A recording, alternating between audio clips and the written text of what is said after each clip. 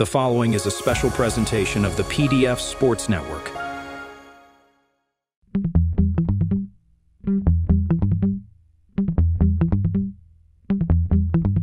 You know I'm right. The podcast that uncovers the origin stories of some of the biggest names in sports, media, business, and entertainment. Nick Durst here, along with Joe Calabrese. And Joe, it's not every day you get to speak with a five-time Emmy winner. I think you missed a couple of five times there. But anyway, yes, he's a 16-time Emmy nominee, winning on the award 5 times. Best known for his work at ESPN, but now he's working home in his Pacific Northwest, his home in the Pacific Northwest, currently an executive communications coach as well. We're very, very happy to have him on. We welcome to the show, Steve Bunin. Steve, welcome. How you doing? Thanks. I'm doing great. Thrilled to be on the show. I have never had such an intro. 5. I feel like I'm on a game show, but yeah, no, I'm honored to have won. No, but it's five-time Emmy Award winner. Thank God I didn't win like 12. I lost 11 of them. I was in the what's the actress who was nominated 18 times and lost all 8? Susan something.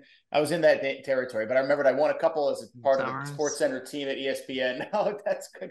Close, not quite. Anyway, and I was happy to win 3 here at King 5 in Seattle as a news anchor. It was a big part of my kind of journey, is like transitioning from sports after 2 decades to news, and it does sort of give a little bit of validation that you did something right. So, like Joe mentioned, you're from the Pacific Northwest, Seattle guy. What's your basketball team? Because it's not the Supersonics, unfortunately. It is the Supersonics. Thank you very much. It's just we're on a little bit of a hiatus. Hopefully within a couple of years, we get our team back. It was heartbreaking. In fact, at ESPN, I was really proud with like Cindy Brunson and Neil Everett. There aren't that many people from the state of Washington that we would try to carry that torch. And I'll tell you a little secret. I don't think Neil would mind. So Neil and I made a pact when the Thunder, we made a pact not to say the name Oklahoma City or Thunder on the air, sort of at all. Well, then they got good and they got eventually so you'd say the team from the Sooner State or Kevin Durant and company, lose to the Jazz 77-76. So you could find ways around it. But then they got good and they went to the finals, and, Neil had risen up to where he was doing Sports Center every day. I was doing ESPN News and some sports there. And he said, look, now it's at a point, because they wouldn't know, because if you're good with the writing, you can work around it. Eventually, he's like, they're going to find out. I got to wave the white flag. But we both had made a long pact to avoid saying the words Oklahoma City or Thunder, or the team formerly known as the Sonics, we would say. And that lasted a couple of years until we had to finally pull the plug. But yeah, the Sonics will come back. And when they do, it'll be amazing.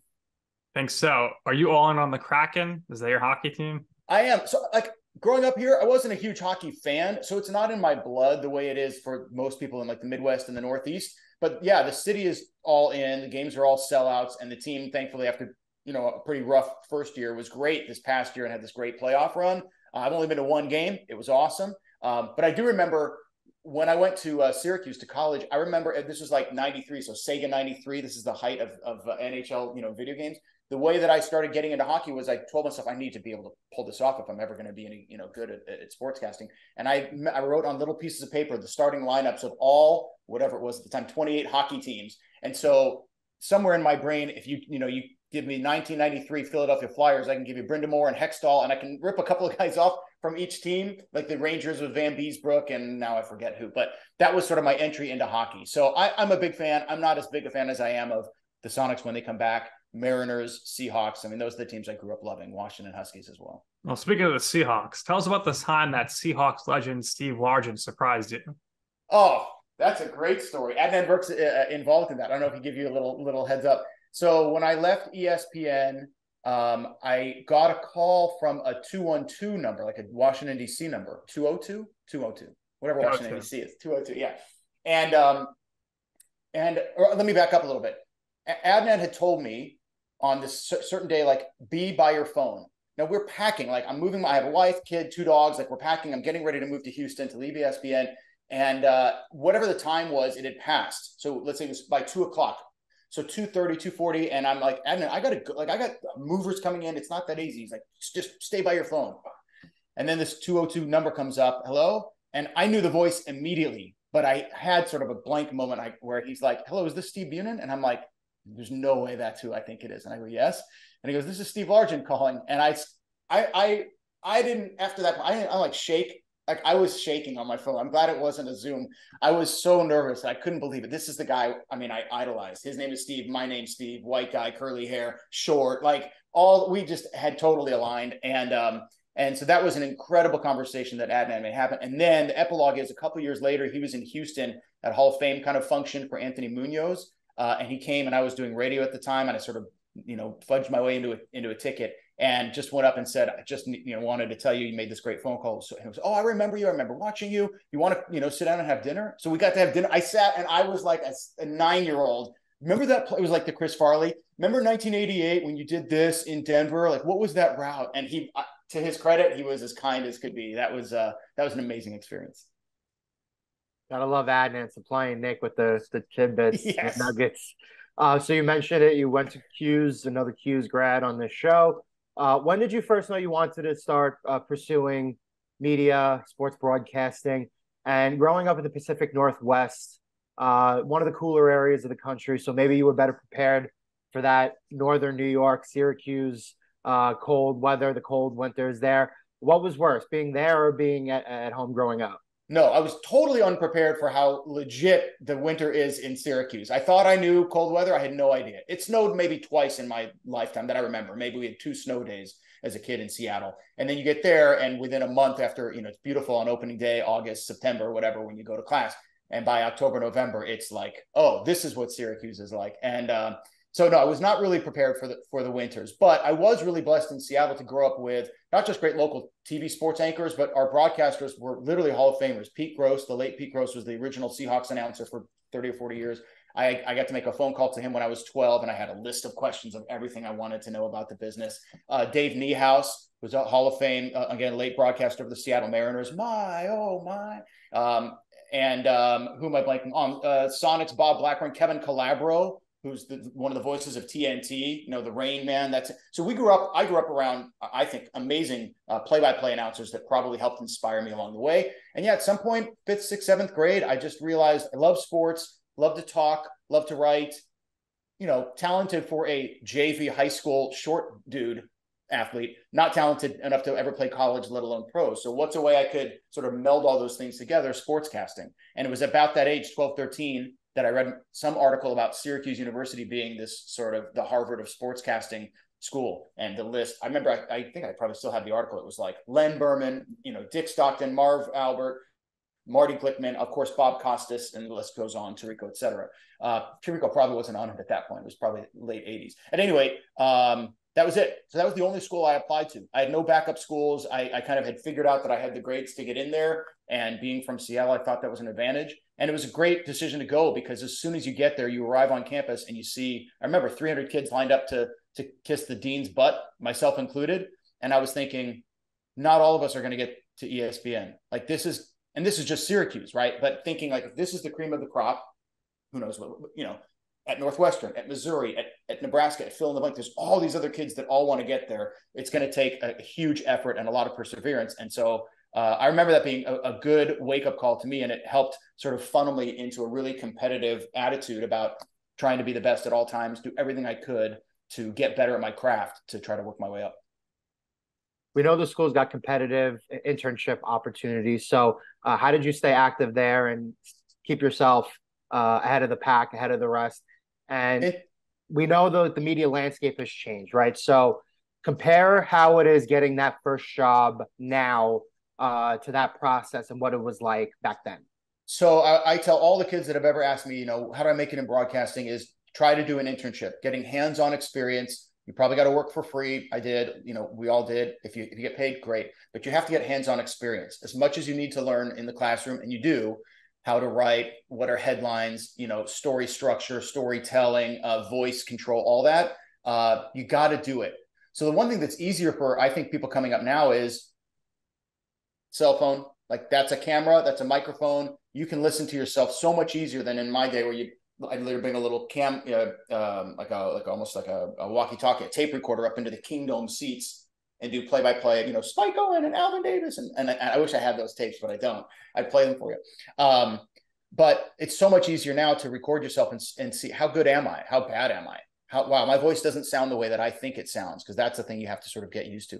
But hands-on experience is key. So whatever school you go to, from, you know, junior college, community college, to a four-year university, to Syracuse, to wherever, you got to get hands-on experience. And for me, it was a big part of one of my first breaks. So I had done a couple of summer internships in Seattle at Cairo, the CBS affiliate here, after my freshman and sophomore year. I kind of realized I had sort of maxed out. It was logging tapes and, you know, when did Griffey hit a home run, when, whatever. So I decided that I had to get more experience, and that was going to be going to Spokane. So I spent the summer of after my junior year living in like a pretty wretched Motel 6 for about 2.5, 3 months, and just working 6-7 days a week. But you got to do so much more. I'm shooting, I'm editing, I'm writing. And then I almost had a chance to get on the air when like the 3 sport guys were all sick. So at the last second, this guy literally, I had a time. I mean, I was ready. And at the last second, the guy came in and sort of kicked me out of my seat. But because I did a couple of fake sportscasts there, which is something else I encourage kids. When you have an internship, get in, do the work, and earn it, so that you can then buy a pizza for the whole crew one day and do a fake sportscast, newscast, weathercast, whatever, and get that on tape, because it's important to get it on tape. So I took that. And then my senior year, when a lot of kids had sort of felt like they had done what they needed to do, I was like, I'm going to keep doing it. So I interned at the local CBS station, WTVH, in Syracuse. And lo and behold, Christmas break, Dan Horde, who's now the Bengals play-by-play guy, was there. He left for Cincinnati. They bumped the weekend guy up. They needed someone to do weekends over like Thanksgiving, Christmas break, 1995, 96. There were like 7 of us interns. We all submitted tapes to the news director, and everyone else's was what they had done on campus TV, which was great. It's what I had done. I was very good for that. But I had now this experience at Market 75, not experience, but it looked like real experience. And so I submitted that, and that just looked, you know, head and shoulders above all the other competition. I mean, maybe I like to think my work was good and deserved it as well, but I know that it was just a different level, right? And so I got to do that, and I was doing weekends. I did 5 or 6 weekends on a real TV station while still in college. And I was told that Tirico was the last guy to have done that in, when, you know, 87, 88, when he was in college. So that wouldn't have happened without the summer internship in Spokane, living in a, you know, rat-infested Motel 6. So it's not that I planned for it to happen, but it did. And then the fun little story there is the news anchor who I anchored with most often there is David Muir, who's now the face of CBS News. Wow, how about that? So it was pretty crazy. And but then, you know, story of my career, like then I wasn't a cocky kid, but I did feel like, okay, now I've got this experience on air, legitimately like a paid job in a top 70 market. I'm going to be okay getting my first job out of school. It took me 11 months. Yeah. I moved home. I was sending out tapes every day. I couldn't get a job, not even at that old station, not even there, because they'd filled the job and they didn't need a third guy. And so I went almost a year until I got a job in Binghamton, New York, lost that job in 2.5 months, was unemployed again. So it was a very weird start to my career. But looking back, it was like, oh, this is how this is going to go. It was very much like this. It was not small market, medium, big ESPN. It was like, well, I was in small market, so it was down here. And then eventually I sort of got to live the dream. So most people who have success in the broadcasting, they do jump around from market to market. You mentioned it already. You were in Syracuse, Binghamton. Then you're in Flagstaff, Arizona, which, popular to contrary belief, is actually the coldest part of Arizona. It gets cold there. And then Lansing, Michigan, Battle Creek, Michigan. So tell us about jumping from market to market there. Oh yeah, and even, of course, because the story of my career was, it wasn't even like geographically in order. It was like New York, back home, unemployed, back to New York, Arizona, Michigan, unemployed, moved to California, moved to Washington, back to Michigan, Connecticut. So like I've driven, you know, almost every interstate in the country, and like everyone else, I was just trying to get to the biggest market I could and do good work. And Binghamton, I kind of mentioned, it dropped out after 2.5 months, got canned there.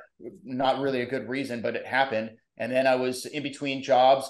Long story short, got a job in Flagstaff, Arizona, which you mentioned that it's cold. I didn't know that. This was kind of before Google was really a thing. And so I get there. I remember driving from Binghamton. I had gone across the country, and you're coming up like through Texas, and you start to see like trees. So as you're getting into the eastern sort of central Arizona, you're like, this is a little weird, kind of evergreen trees. And I grew up in the evergreen states. I should have. Anyway, fine, get to the hotel. First morning there, I wake up, I'm going to go for a jog. I go like, and I'm, 23 or whatever. I'm in good shape. I get, 100 yards, and I'm like, I can barely breathe. Flagstaff's like 7,000 feet and up, right? It's like elevation. That's why the Grand Canyon is, right? So I didn't realize that. It took a while to acclimate to that. And, but it was amazing. So that was such a small market that it's not on the list. New York is market 1, LA is 2, Chicago 3, down by population. And it stops at like 215, Zanesville, Ohio, which rejected me for a job, by the way.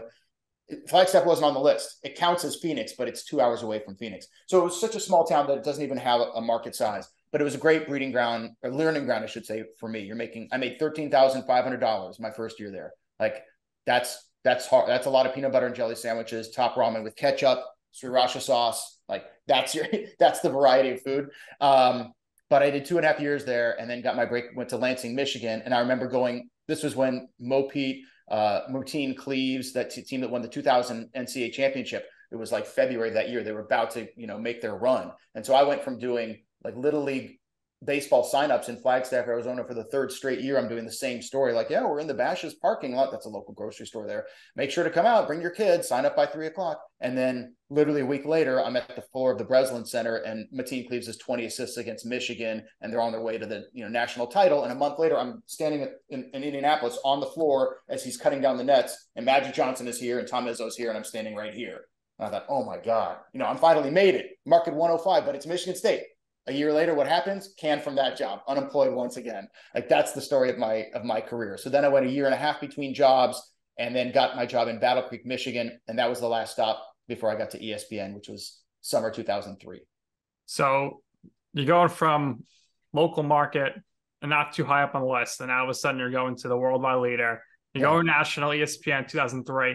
How did the opportunity come about for you to audition for that? What was the audition process like? And then while you're there for 9 years, you hosted pretty much every show: SportsCenter, ESPN News, you mentioned, Outside the Lines, NFL Live, Baseball Tonight, Sports Reporters. You did it all that you could possibly have done. So what were some of the most notable or memorable stories during that time for you from those shows that were just some stuff you shared with your colleagues behind the scenes? Sure. Happy to share. How long is the podcast? No, I'm kidding.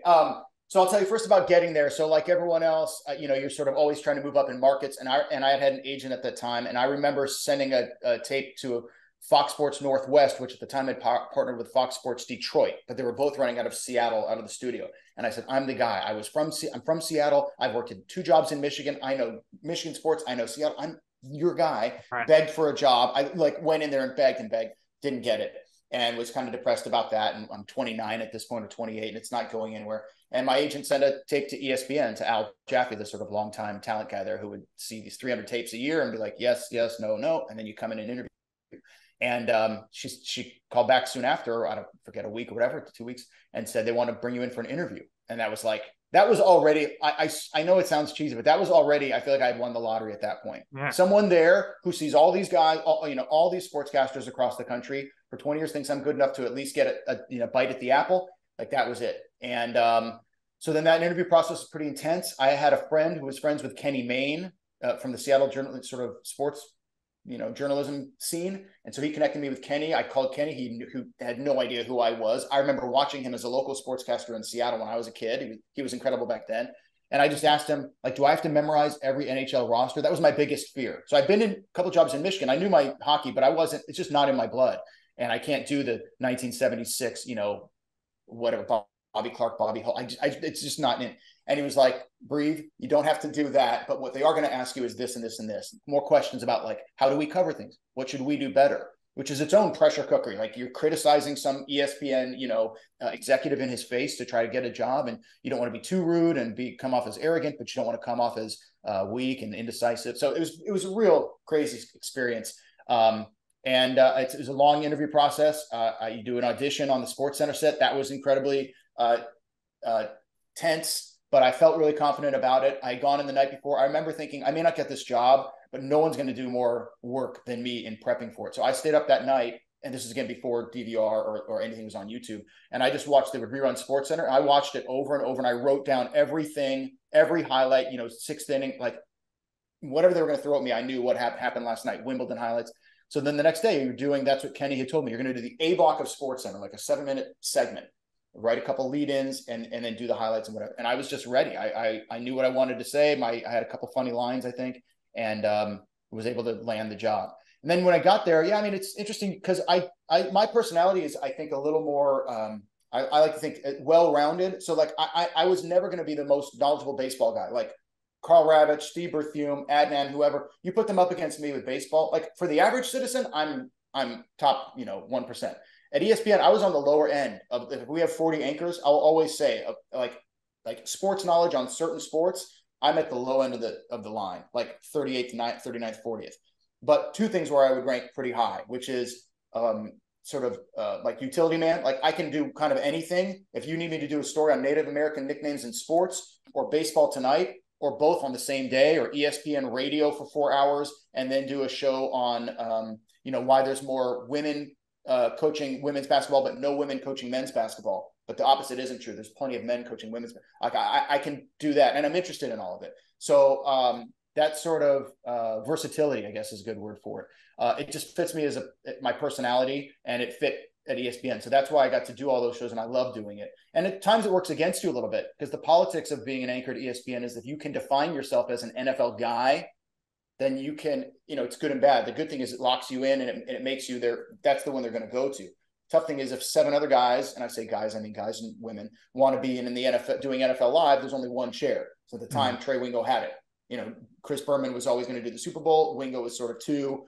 Josh Elliott, Mike Hill, guys like that were 3. I was never going to penetrate that more than to sub in once or twice. So what I realized is I like the outside the lines a lot. Like sincerely liked the shows that we did there, investigative journalism, when it meets with sports, and not that many people wanted to do it. So that worked out a little better. I also love tennis, but I never kind of got a crack at that as well. But so that's why the latter half of my stay at ESPN, I did a lot of outside the lines and was really proud. I'm proud of so much of the work we did there. I got to work with amazing people, and to be Bob Lee's number 2, or, along with Jeremy Schaap, who had done other things at that point. So I settled in and I did a ton of outside the lines shows. I was a very, very happy camper. And then you asked about like memorable. So a couple of things I would say.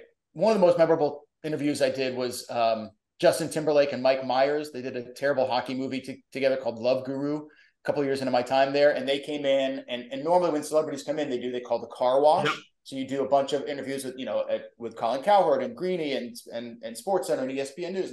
And they only did 2. There was going to be one on SportsCenter and one on ESPN News. And I happened to be the interview guy at that time on ESPN News. And I did the hot list, this show we did. So they came in, and, I'm a little bit nervous. They have a huge entourage of 30 people or whatever. They come into the little ESPN News studio, which is in the middle of the ESPN newsroom. So everyone's kind of watching. You're in this glass, fishbowl. And we start the interview, and they're kind of goofing off. And I say, and this is on YouTube somewhere, I say, hey, we're live, Mike Myers and Justin Timberlake, glad to have you on. And Justin Timberlake goes, I know who you are. I watch you every night. And I just thought 2 years before, basically, I was in Battle Creek, Michigan, working out of a converted military barracks from Fort Custer that was a TV station that nobody watched in Battle Creek, Michigan. Nobody watched it. And now Justin Timberlake knows who I am. Like, it was just surreal. So that was a really cool moment. And then the moment that I would say I was most proud of in terms of on the air, the show Sports Reporters, which, depending on your age, you may not be as familiar, but Sunday mornings. Yeah, part of the interruption before part of the interruption, like around the horn without the, intensity. There's like 4 veteran journalists, sort of high level sports discussions, or that's what so one day, John Saunders, I was doing morning Sports Center. So it's like 6 a.m. We're getting close to the show. And John Saunders, who was the host, had gotten in a car crash. He ended up being fine from that. I know he's since passed away, but he was fine, but he couldn't come in and do the show, and they needed someone to do it. I had done a lot of outside the line. So it was sort of in that, okay, of the 2 or 3 people who are even here on a Sunday morning at 6 who could do it, Steve. So get the call, can you go do it now? Like, stop what you're doing and go and host now. Like, they're there ready to go. And I'm like, okay, first, you don't say no when you get an opportunity like that, right? It's not like, no, I'm busy preparing my Padres Giants lead in. I'll get you the next time. You say yes. So I say yes. And then as I'm walking across the campus to the makeup chair, or from the makeup chair to the studio, I remember thinking they do a parting shot. This is like minute and a half, stare into the barrel of a camera and have a really good take, but a little bit longer than just a 15-second, like, the Knicks should be in the playoffs and here's what, and I'm right? Like, you can't do that. You have to make it a minute and a half, and it's got to be good. And I know, because they told me, like, you don't get 7 chances at this. You got to nail it basically in one take. And I think it was Jamel Hill and Howard Bryant, and I want to say Mike Lupica or Bob Bryant, something like that. I mean, these esteemed journalists, and they've prepared this, or they've had a week to prepare and write it out, and they're great writers. And I consider myself a really good writer, but this is like, and now I'm at the Mount Rushmore. And so as I'm walking across the lawn, I on the campus, I remember just thinking, okay, what am I even going to talk about? I hadn't prepped anything, and it was Christmas season or something like that. And I thought, I'll do bowl games. How back in my day, there was like on January 1st, there were 15 bowl games, and that was it. And it was done. And now they start in part because of ESPN on December 1st, and they go almost every day, right? I don't remember if I thought at the time, hey, stupid, you're about to criticize the bosses who are putting you on this show. You may not walk out of this campus again. But anyway, I just went. It was all I could think of, and I thought about it in my mind and just went. By the time we do the parting shot, I just took a breath and I went and I ripped it. It was like 90 seconds or whatever it had, 60 seconds had to be, and I just stopped. And I remember kind of looking around, and they were like, it was like, when the old chess players like give the like kids got game. I thought, wow, that was such a cool moment for me. So, I have a million more, but that was one that really made me feel like, okay, I can do this. Whatever they throw at me, I can now do this. It's pretty cool. And I know Adnan Virk always likes to say, a friend of ours, a friend of yours, of all the anchors he's worked with, you're one of them. And he loves that. Okay, I say that. Adnan stole that line from me. That's what I say. My thing will be like, for sure I came up with that before him. Maybe someone else came up with it before me, but for sure I would. But I make it even better. I'm like, Adnan, I'll tweet this, like, of all the anchors from Canada whose first names begin with A, you're at least top 6 that I ever worked with. Like, you got to give extra qualifications to make it that much more insulting that he's only top 7 or top 20. But sure, we'll say that Adnan came up with that. It's funny. Yeah. So, but going back to your point there of everything, I think personally it's better to be someone who knows a little bit about a lot rather than a lot about a little, and that helps with the versatility. Now we see some people who don't know anything and they're just on there for other reasons, but we won't get into that. So you're living in Bristol, right? Not much to do there from what I hear. The highlight thing we hear most about is the world famous ESPN cafeteria.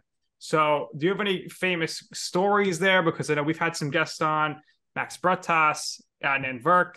They each said the other was the mayor of the ESPN cafeteria, going around shaking hands, kissing babies, stealing candy. So what's your experience in the cafeteria? Okay, so neither one was the mayor during my time. Now, I left 2012. They were both around a little after that. So maybe they grew to become the mayor of the cafeteria. I remember, okay, first of all, again, coming from like Battle Creek, Michigan and Flagstaff, Arizona and Lansing, like there was no cafeteria, there was no cafe. They would be lucky if in any of those stations we even had like a candy machine.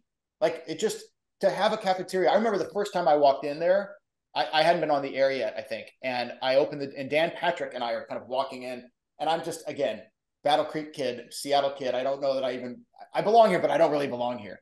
And I remember opening the door for him, and he said something like, "Hey, you're the new guy, right?" And that was another pinch me moment. So to me, guys like that are going to be the sort of the mayor of the cafeteria. I remember, I didn't eat that healthy there. But yeah, you share a lot of good times. You sometimes see rock stars or famous coaches be sitting down. I had a random lunch with, like not Calipari, but one of those guys where you're just like, someone else knows him and you're just happy to sit there. I'll tell you one story. When we had a huge electrical sort of like blackout throughout Connecticut, this was maybe 2010 or 11, and people had lost all power and had needed somewhere to go. There were people there like sleeping on the floor of the cafeteria and eating there. Like that was where they had their families. So that was a pretty intense memory I have from the cafeteria, but mostly it's just good memories between shows, for me trying to once I became a little more veteran, younger guys under my wing and talk about the social life, which is hard there. And one of the things I encourage them, and I actually would encourage anyone who's trying to get into broadcasting, if you have to do this moving around to different cities like I did, is you got to find something that you love that gives you happiness outside of work. Because even at ESPN, like for me, it was really hard. I sacrificed all these things, friendships, relationships. I worked with a lot of kids who I'd become close with, and then you sever that and move 3,000 miles away. And then you get to ESPN and you realize like the job is great and everything about it is crazy. And then you go home, and in my case, like at the time I was single, like it's quiet and it's lonely. And if you're not from the Northeast, like that's its own sort of vibe and environment. And other than your friends at work, like what do you have outside of work? And you start to realize the holes in your life and in your heart. So luckily for me, started to do therapy and figure things out. But it helped me encourage other people as soon as they got there. Was like, I'm so excited. You're part of the team. Like I'll do what I can to help you inside the walls. Find something outside these walls that will make you happy, because it won't finish the job. You think it will, but it won't. It's the dream, everything that comes with it that's amazing, and a lot of stresses that come with it that are really hard. But you have to have something else, and ideally something volunteering where you're giving of yourself. For me, that was always working with at-risk kids. For other people, I would say, working with seniors or kids or animals or painting or anything, you have to find something else where you have a couple of friends or a little community outside of ESPN. And then that helps fulfill your life. And so people that move there with a family do better, or with a spouse or loved one, I think do better right off the bat than people who move there single. And that's not everyone, but for a lot of us, it's a real struggle once you get there. And when you find that balance, it provides just a better foundation for you. By the way, be better as a sportscaster, because you can be more well-rounded, because now you meet people who, in my case, like I'm meeting teachers and principals and kids in tough positions, and it gives you just different perspective on life, and you can attack your job that way too. Absolutely. Well said. So we have one more major stop here before you ended up moving back home. You moved to Houston. Yeah. Spent 2 years there as lead anchor host for what is now AT&T SportsNet Southwest. While you were there was some controversy there, the eventual bankruptcy filing, dealing with layoffs. So explain your time there, living in Texas in the South, very, very different. Yep. No state income tax. No state income tax, warmer weather. Correct. I mean, you were used to a little bit of weather in Arizona, but again, Flagstaff is much cooler. But explain your time there, dealing with the controversy that was kind of there at the time, and ultimately transitioning to Yahoo Sports as a co-host, working on Yahoo Sports Network, SB Nation Radio, and ESPN Houston. Yeah. You guys did your homework. No, that's what we do. Yeah, this is no, right. I'm thrilled. I'm honored. This is so fun for me. I love this. Is like a great trip down memory lane. So, at ESPN, you have sort of three buckets, I would say, if you're an anchor. A bucket, I don't know, call it 25% of people that are kind of in and out within 2 years. It just doesn't work out for them, for the company, whatever reason. So I was lucky enough not to be in that bucket. And then you have like 25% that we call lifers. And that's Van Pelt, Linda Cohn, Carl Ravitch, John Anderson, Steve Levy, people that have been there and will be there. Kenny Mayne. Kenny Mayne, right.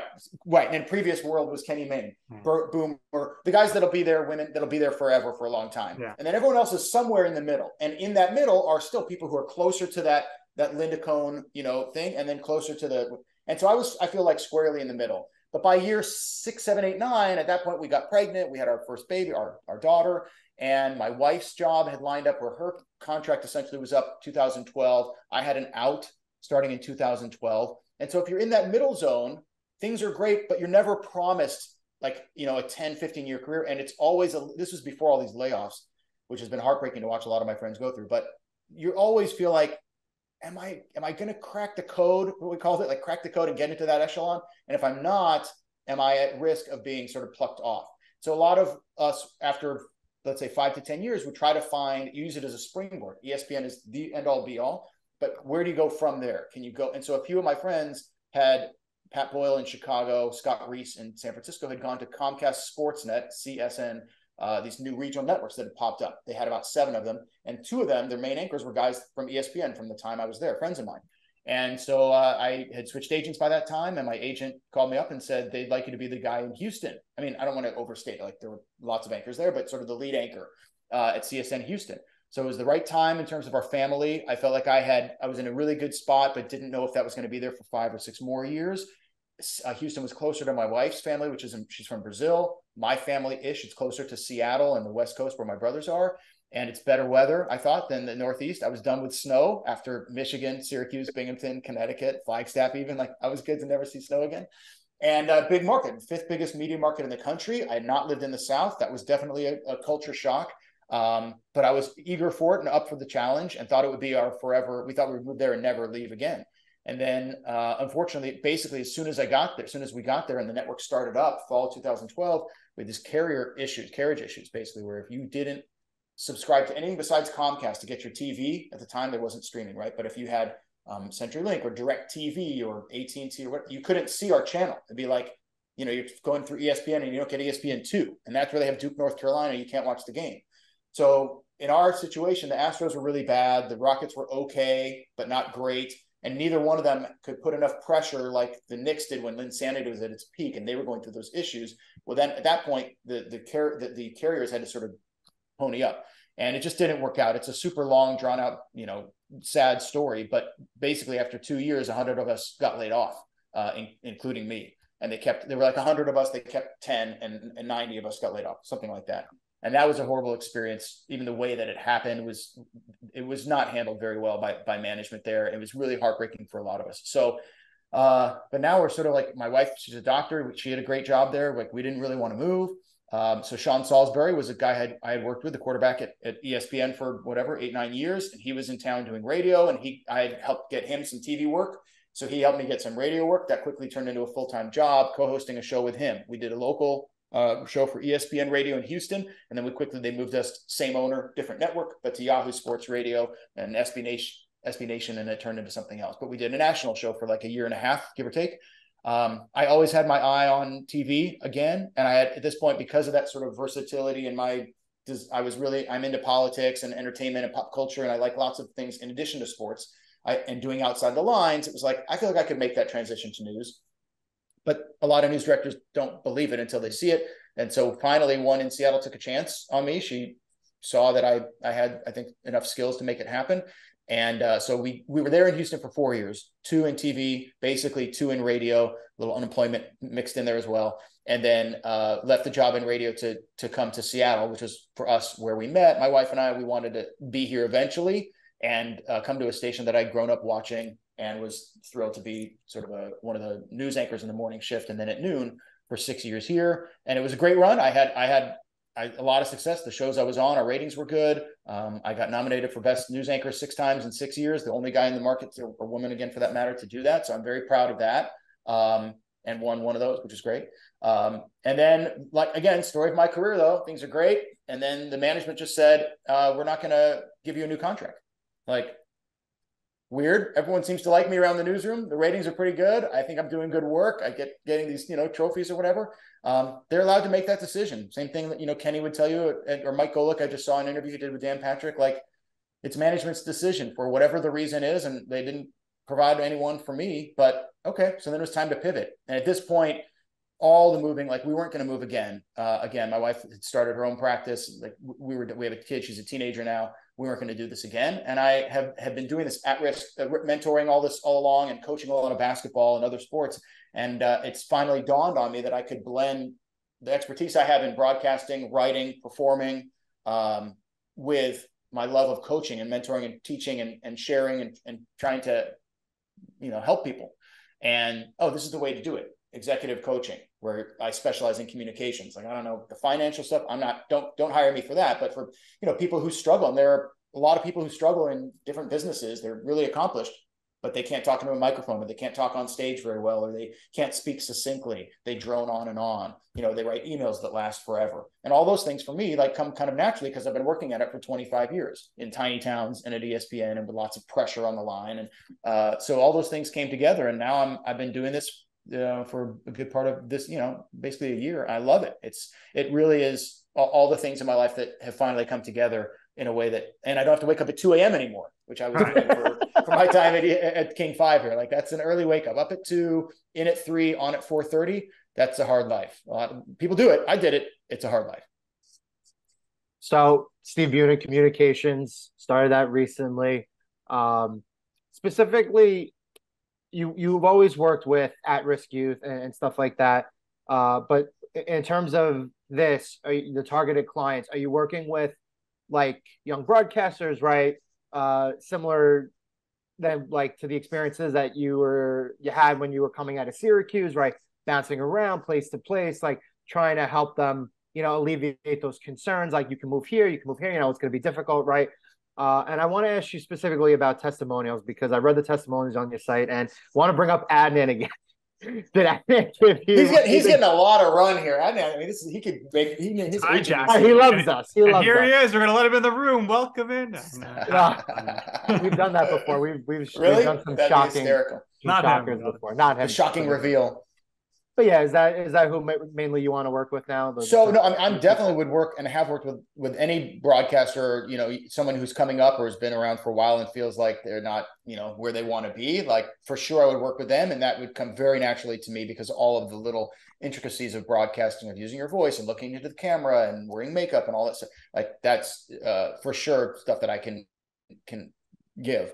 So far, who I've worked with most is different businesses. So scientists, salespeople, a winery, doing different things, media training, executive presence training. So for some of them, they want to just be able to exude more presence. They get into the boardroom and there's 11 people around the table and they feel like they're sort of like this, or they need to do fundraising and they're talking with people who have tens of millions of dollars, and that's pretty intimidating. And how do you tell your story on Zoom if your training is in, whatever, the auto industry? How do you translate that? Or it's in chemical research. How do you translate that?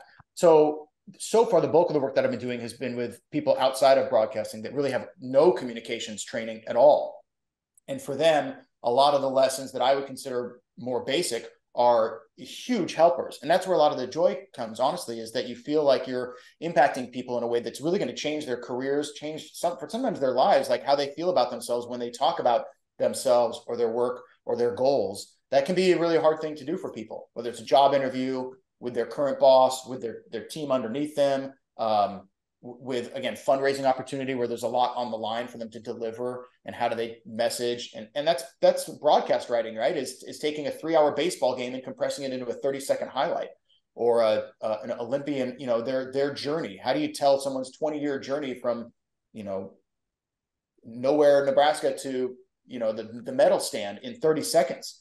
So that kind of work is the stuff that I pride myself on doing. So those are sort of the types of people that I've worked with. I would work with anyone who wants to get better at any part of it: writing, performing, speaking, overcoming nerves. What do you do with your hands when you talk? All those kinds of things. How far away should the microphone be? What kind of equipment should I be using? What is the right step if I want to pursue a broadcasting career? I just worked with somebody who wants to maybe start doing some radio or audio work. So, narrating books, doing commercials, read-throughs, the kind of, again, training that I got going back to Syracuse University, and then throughout my career, imparting that upon someone who maybe wants to make, if not a career pivot, like add something to their plate.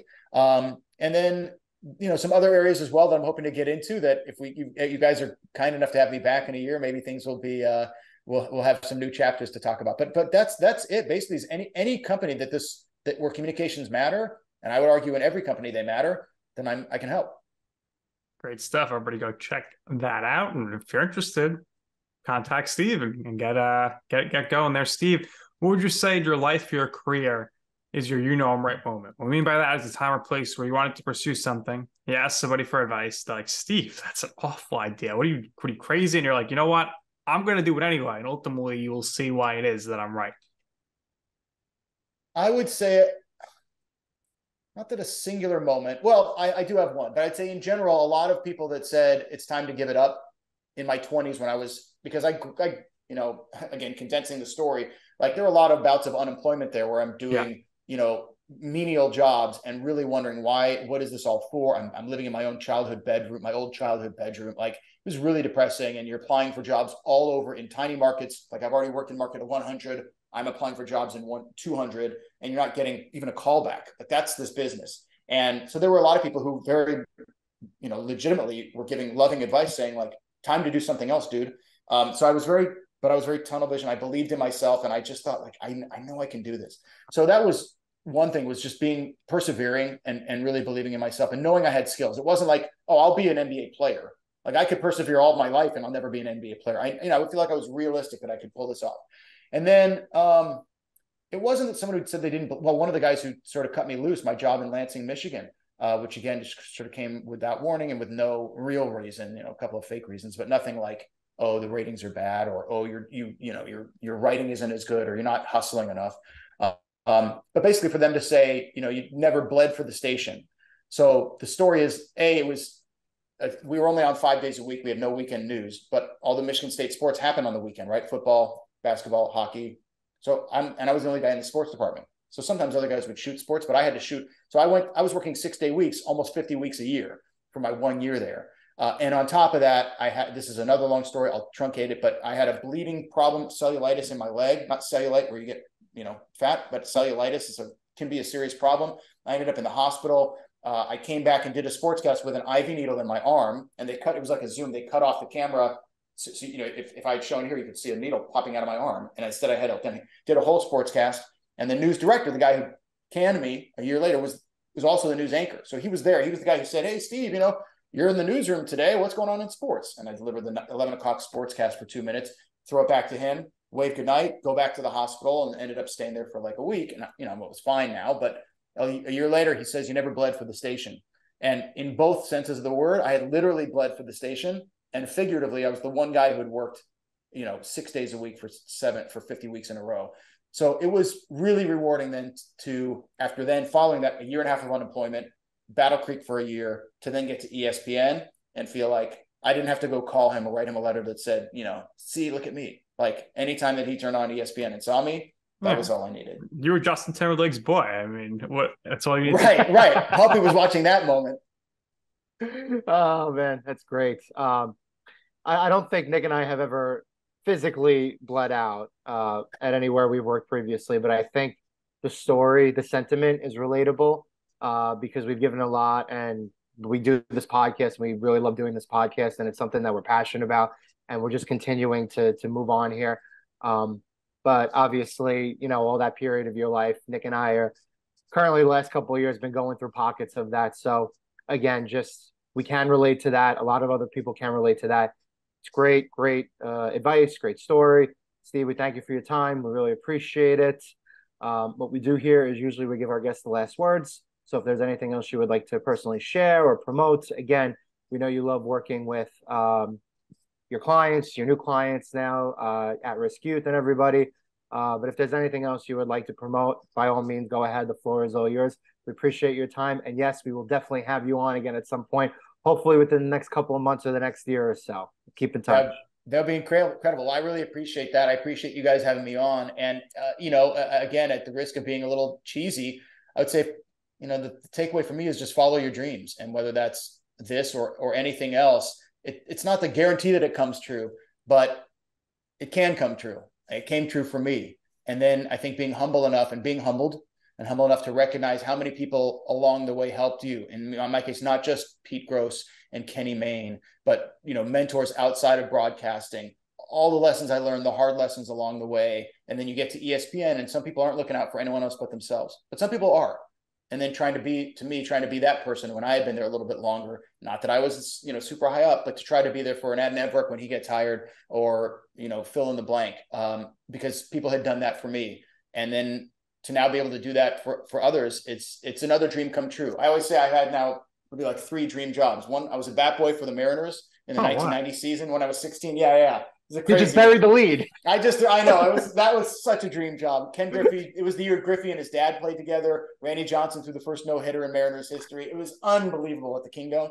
So that was my first dream job. Right? If that was all I'd done, and the rest of I had some other random career, I can always talk about that. And then I got my next dream job. It was a lot of hard work to get there, a lot of blood, literally sweat and tears. But then that dream came true. And now I feel like this third dream, coming back home and being able to now coach for a living, is a third dream. So I do feel like I am, like the great Lou Gehrig said, I'm one of the luckiest men alive. I really do feel like that. I've for sure had some hard times, and I feel like I've earned it. But I had a lot of support, people who love me. And if you have that, lean on them and follow your dreams. And then wherever it takes you, if it doesn't come true, that's how I feel too. If it hadn't come true at ESPN, I would at least know I went all out. I did everything I possibly could. I didn't give up after X number of months or years or tough jobs. And when the time comes to shift and pivot that dream, you could argue I'm doing it now, right? Like, I'm not going to go take a job in Cleveland. I would have 20 years ago. I'm not anymore. My dream changed. My dream was, how can I make it work as a family here? Oh, I can blend coaching and broadcasting. And that's what I would hope people would take away from me more than anything else. And then it's a thrill to be on a show like this. I get to, like I said, kind of relive the glory days. And if I can inspire one person along the way, awesome. Well, Steve, this has been great. And of our 250 guests, you've certainly been one of them. Appreciate your time. Well said. Good callback. We appreciate your time here. I wish you the best luck moving forward here. So that's going to do it here for this episode of You Know I'm Right. For our very special guest, Steve Bunin, for my co-host, Joe Calabrese, I'm Nick Durst, and this has been You Know I'm Right.